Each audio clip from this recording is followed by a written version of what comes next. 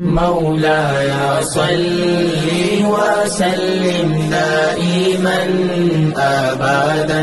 على حبيبك خير الخلق كلهم.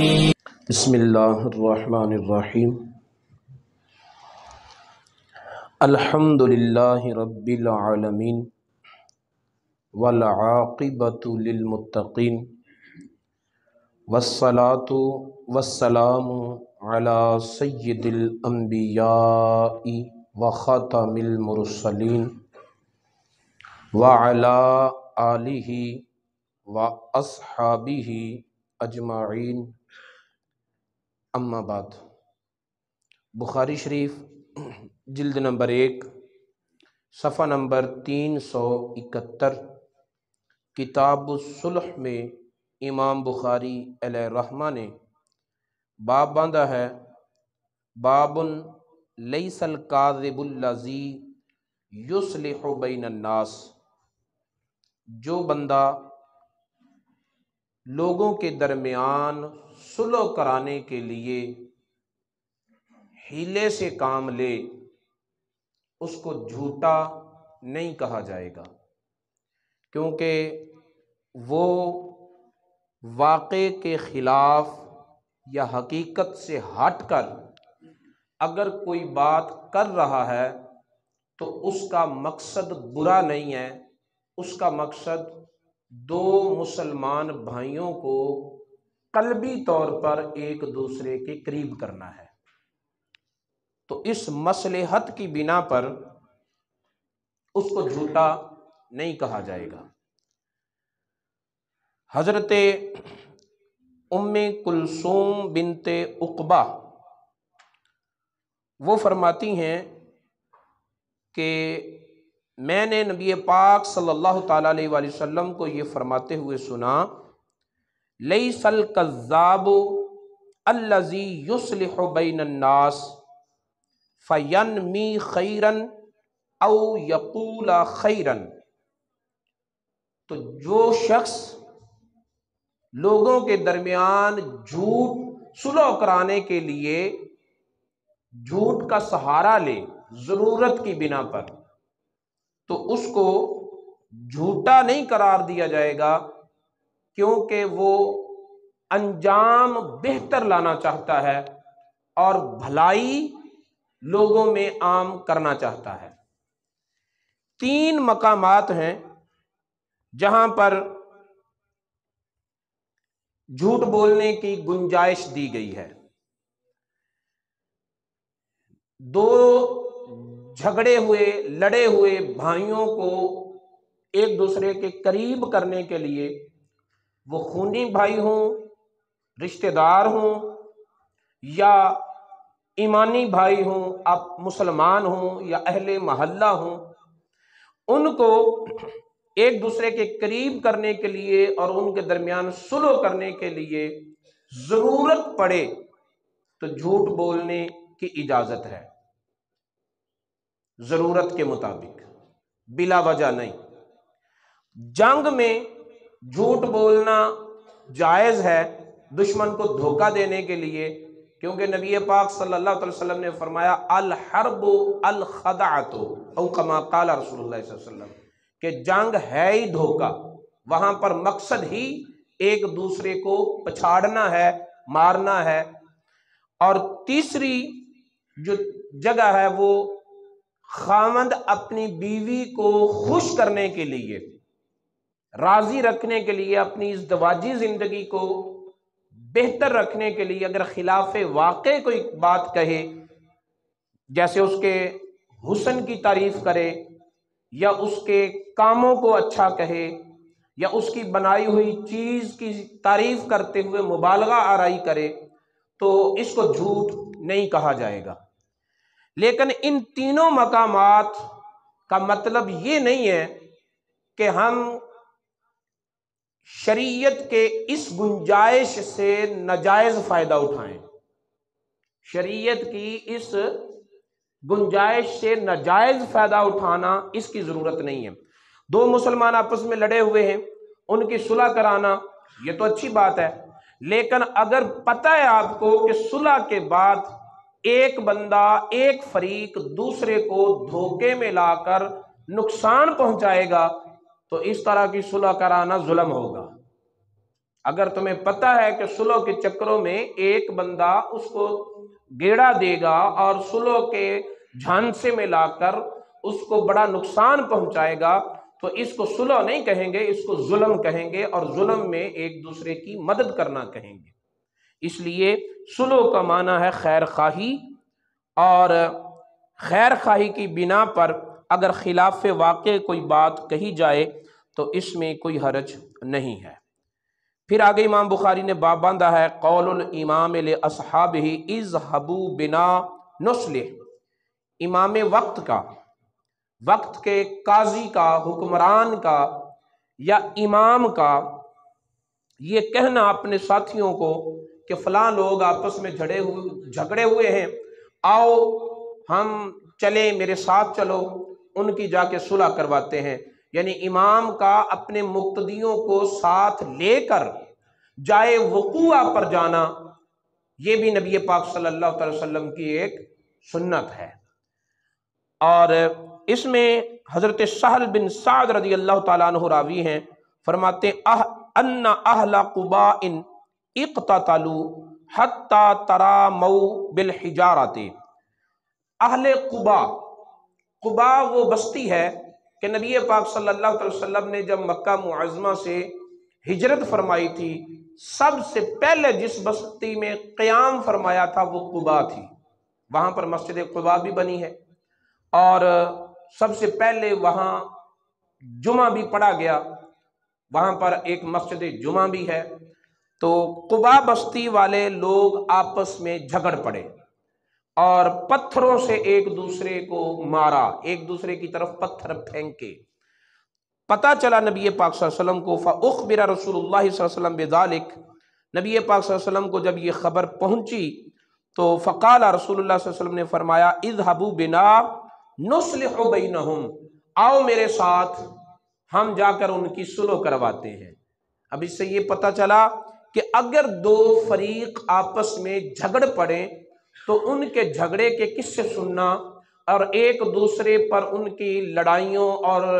بڑائیوں کے داستانیں سننا اور اس سے لطف اندوز ہونا سب خلاف سنت ہے۔ میرے نبی کی سنت یہ ہے کہ جب تمہیں پتہ چلے کہ وہ دو بھائی آپس میں لڑے ہیں تو ان کی باتوں سے، ان کی لڑائیوں سے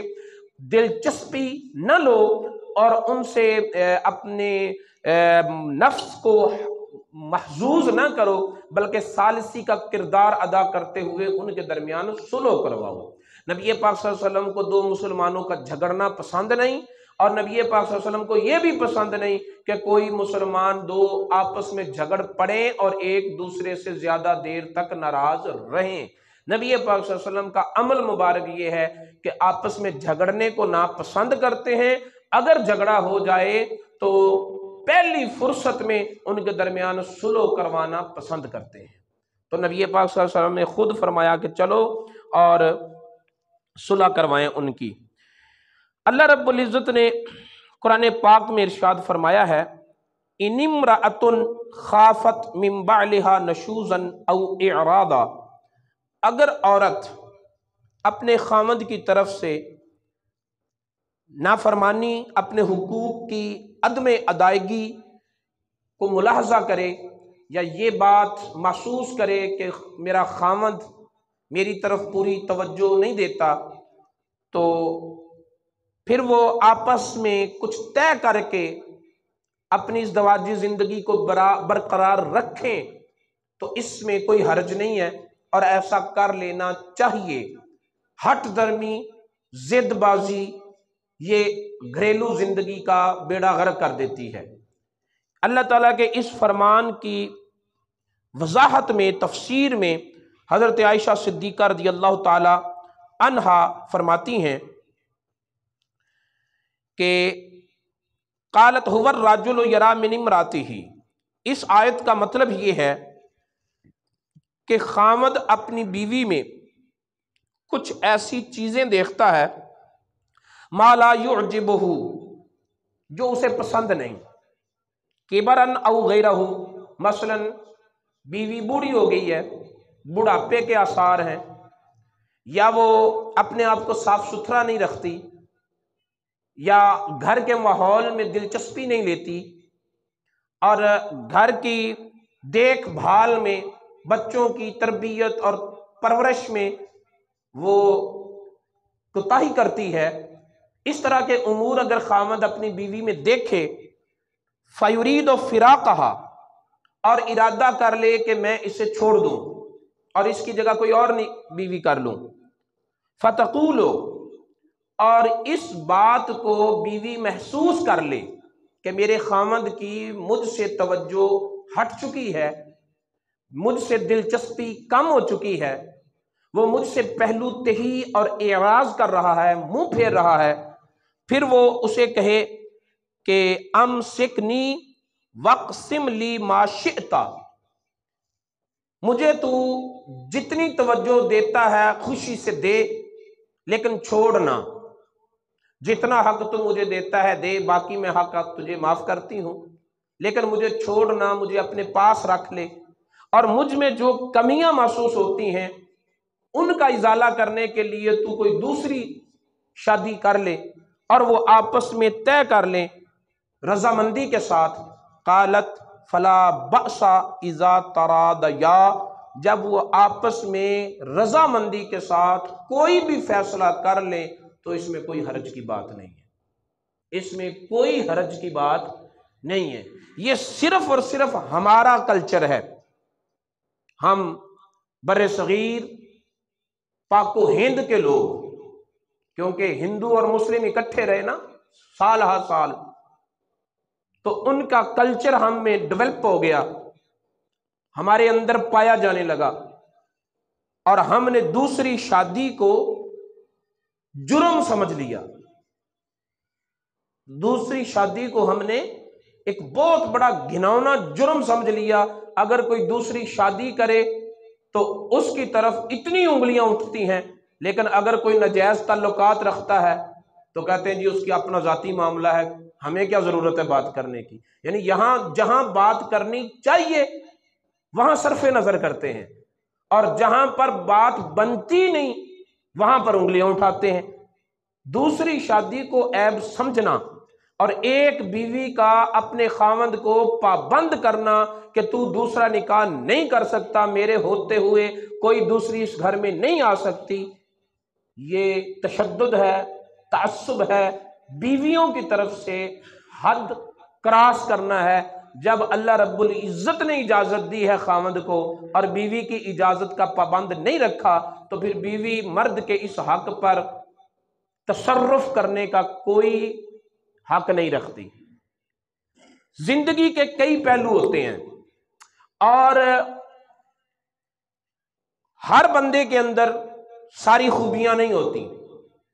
अगर बंदा ये समझे कि मैं आल इन आल हूं तो ये उसकी गलत सोच है। आल इन आल कोई नहीं होता, किसी के अंदर कोई खूबी होती है, किसी के अंदर